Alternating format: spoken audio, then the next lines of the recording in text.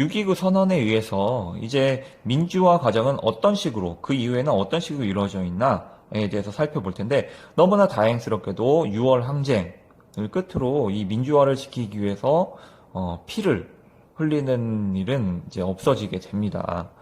그전에는 막 폭력적으로 진압을 했었잖아요. 이제는 좀 정상적인 민주국가의 모습을 갖춰지게 되었죠. 6.29 선언에 의해서 1987년부터 다시 직선제로 대통령을 뽑게 되었습니다.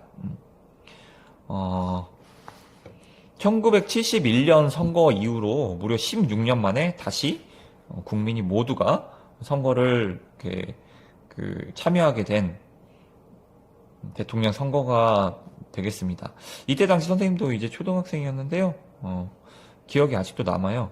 선거를 했었던, 그 다음에 유세를 했었던 것들이 아직도 기억에 납니다. 그 다음에 이제 지방자치제라는 게 있는데, 지방자치제는 지방에서 해야 될 일꾼들을 이제 지방 사람들이 뽑는 거예요. 만약에 이렇게 하지 않고 그냥 정부에서 태안에는 누가 이래라 라고 이제 지정을 해준다면, 태안에 대해서 잘 알지도 못하는 사람이 태안 군수나 태안 관련된 일을 하게 될 거예요. 당연히 좀 안 좋겠죠?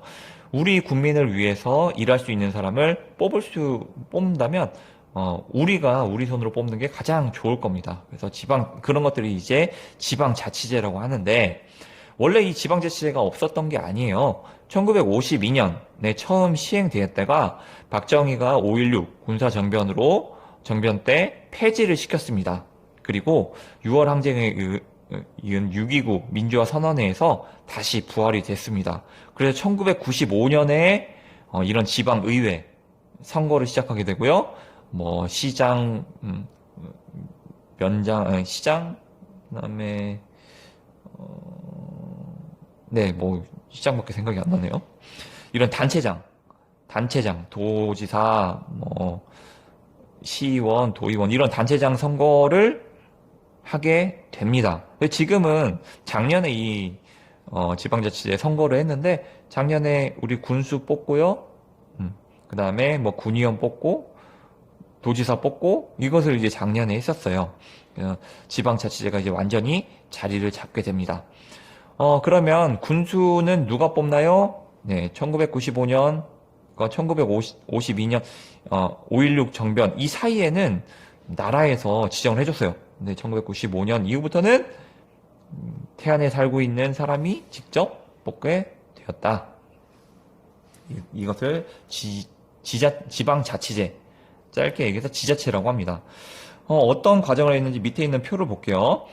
1987년 6월 민주항쟁에 의해서 6.29 민주화 선언을 하게 됩니다.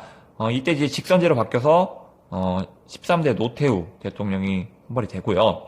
지방자치제가 다시 부활이 돼서 1995년도에 지방자치제에서 지방의원, 그다음에 지방자치단체장 선거를 1995년도에 다시 시작을 하게 됩니다. 이때 이후로 지방자치제 정착이 되었고요. 직선제에 의해서 계속 대통령을 뽑아서 현재 문재인 대통령까지 오게 되었습니다. 주민 소환제라는 게 있는데요. 우리가 군수라든지 도지사라든지 이런 건 이제 우리 국민들이 직접 뽑는다고 했습니다. 근데 만약에 그 사람이 일을 잘못하면 어떻게 될까? 지방자치단체장이 만약 맡은 일을 공정하게 처리하지 않고 어긋나게 한다면 투표로 그 자리에 물러나게 할 수 있는 자리예요. 자, 우리 학급에서 볼게요. 학급에서 여러분들이 반장을 여러분 손으로 직선제로 뽑았습니다.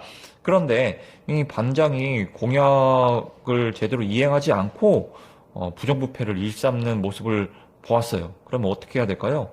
한 학기를 그냥 계속 참아야 될까요? 아닙니다. 여러분들 친구끼리 모여서 선생님, 이 반장이 이렇게 나쁜 짓을 하니까 반장 바꿔주세요 라고 얘기를 하겠죠?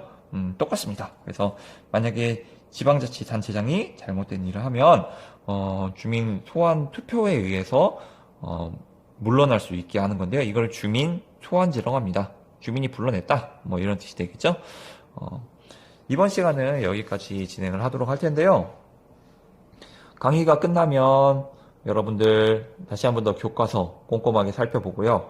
선생님이랑 같이 밑줄 친 부분들은 다시 한번 살펴보기 바랍니다. 그리고 여러분들이 게시판에 우리가 민주주의가 자리를 잡게 되었는데 민주주의를 자리 잡는 그 과정들을 보면서 여러분들의 느낌이나 생각을 게시판에 올리도록 합니다.